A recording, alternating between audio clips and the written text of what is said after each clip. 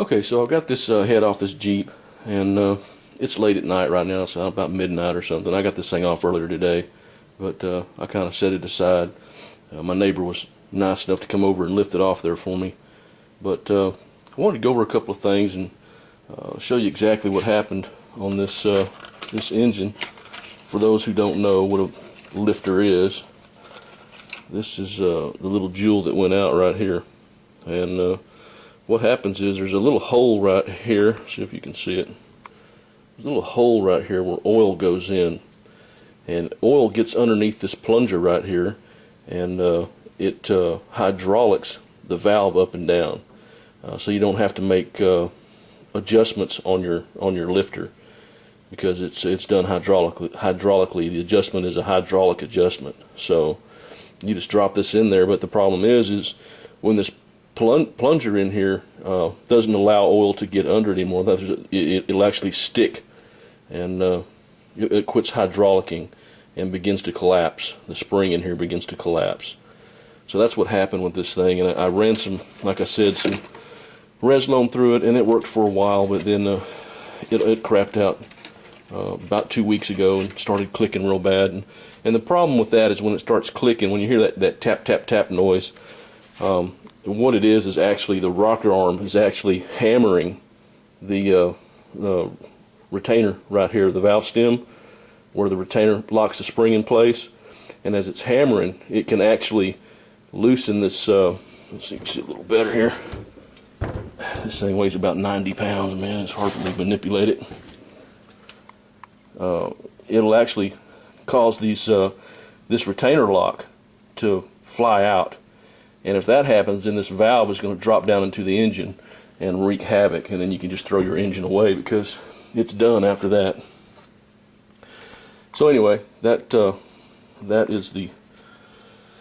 reason I tore the head off of it. Now, this thing's got 190,000 miles on it, and it's really relatively clean. But I wanted to show you a couple of things to look for when you tear one of these things apart. You can see right here the pitting on this valve, and it looks terrible through this viewfinder. It looks like, oh my God, throw it away. But it's really not that bad. I've got some lapping compound right here, some coarse lapping compound. Let me back that out so you can see.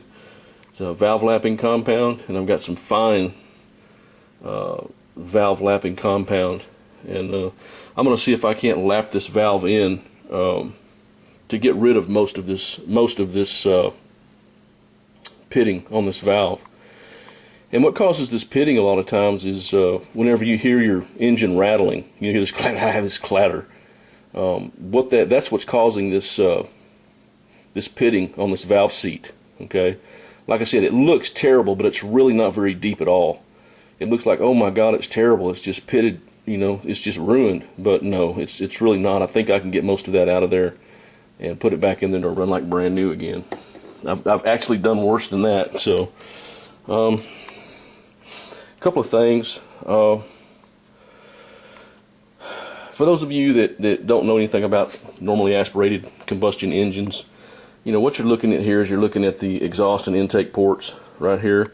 And a racing guy would look at this and he'd say, oh man, look how much I can take out of this port right here. Because what I used to do is I used to get my die grinding tools out, and I'd spend hours on these ports, man, cutting these ports out where they would fit on that gasket line. So when I set that gasket line in place, there was nothing outside that gasket line. And I would do the same thing to the intake on every port, and mic every port and make sure they were all exactly the same.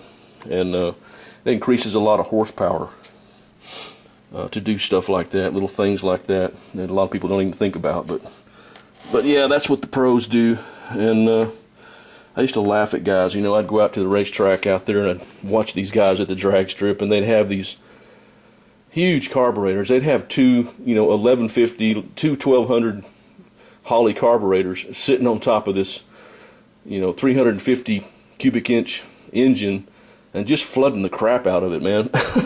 And they would think that would make it faster.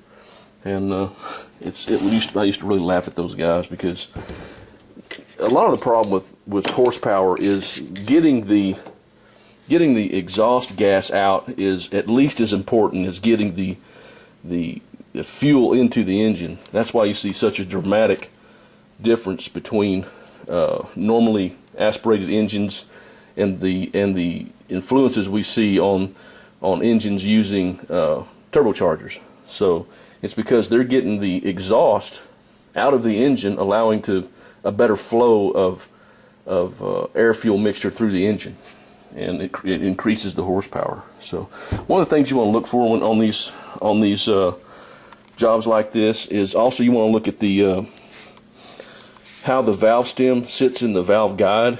Here's your valve guide right here.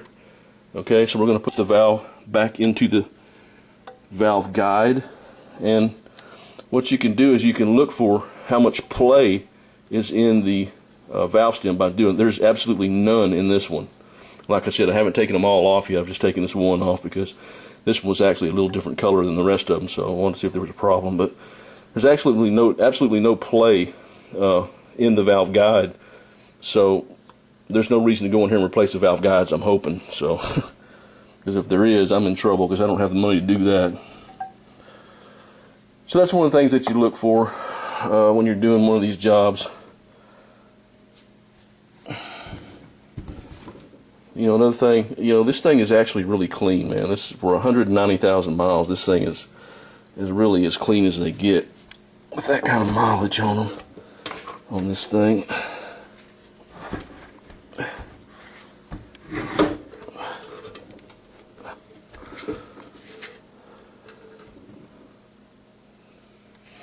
I'm trying to set this thing up so I can look at a couple of things here, but I don't want to. Ah, perfect. That was too big, damn it. Stand by.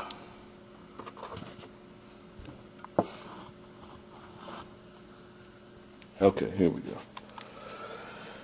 Okay, so another thing that you want to look for when you get this thing apart is you want to check the seat. This is the valve seat right here. Where's my finger at? There it is. Here's your valve seat. And you know, back in the old days, they used to make this valve seat out of a lot less strong material. When they took the lead out of gasoline, they actually had to put these seats in here, make these seats out of a lot harder metal so that they would last, because what happened was the valve seats would wear out because there was nothing to lubricate the exhaust side of the valve. So, but that's what you want to look at. You want to look for any spots like I just saw right here. You can see right here where it's discolored right here. This is where the valve began to, where's my finger? Right here.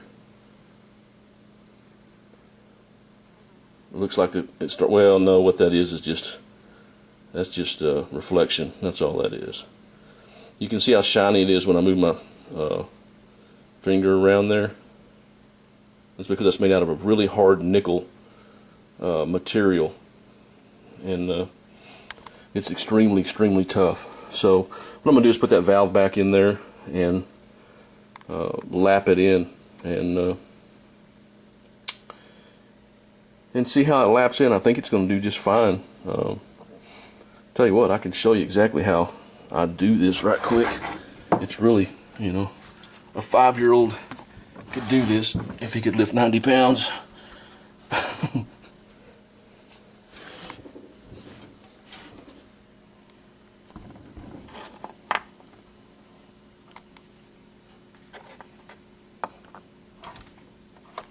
Damn it.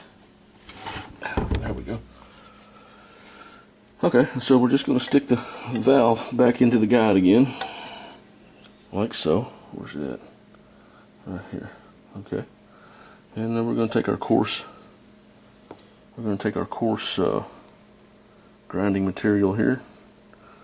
I hate using my fingers, my dirty damn fingers, like it matters, but I'm just going to get a little bit, just a dab will do you, and we're going to put it right on that valve seat. Put it right on that valve, just like that.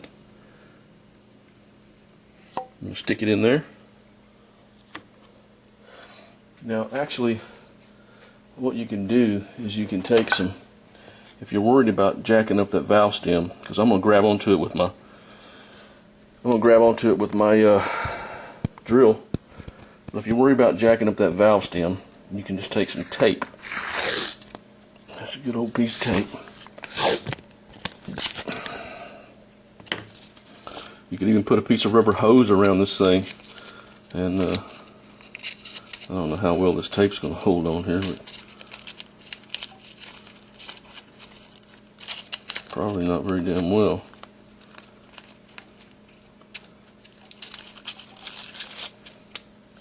Okay. You can actually put a piece of hose on here and then grab that piece of hose. I don't have any hose, so I'm not going to worry about it. I don't grip it that tight anyway. I've done this 10,000 times, so I'm not going to worry about it too terribly much. It's hard to do this with one hand, guys, just to let you know. Okay, so we've got a hold of it. Well, I'll tell you what I'm going to do.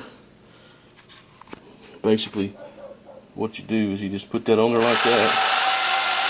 And you just turn your drill just like that. It's going to take two hands to do this, guys, but anyway, I'll show you what it looks like whenever I get done doing this thing. It's kind of a pain in the ass to try to do it and videotape at the same time. So anyway, those are the things I'm looking for. I'm also going to be replacing the valve stem seals, and I always like to use a premium. These are Fel-Pro valve stem seals, and they're the premium set. So anyway, that's what we're doing over here right now. We're just trying to get this thing set up so we can put it back on the road and get another 100,000 miles out of it. It shouldn't be a big deal, but those are some of the things to look for. You know, you also want to look for cracks. You know, cracks a lot of times are obvious. Whenever you have a cracked head, I mean, you're going to have overheating issues, loss of coolant, all kinds of crap. This one had none of those problems, so. This thing actually ran really good except for that lifter tapping, and I didn't want it to drop a valve hammering that retainer. So, alright, well I guess I'm out of here, and I'm going to lap this valve in for a little while and see what I can get out of it. I'll make another vid when I get that done. Peace, I'm out.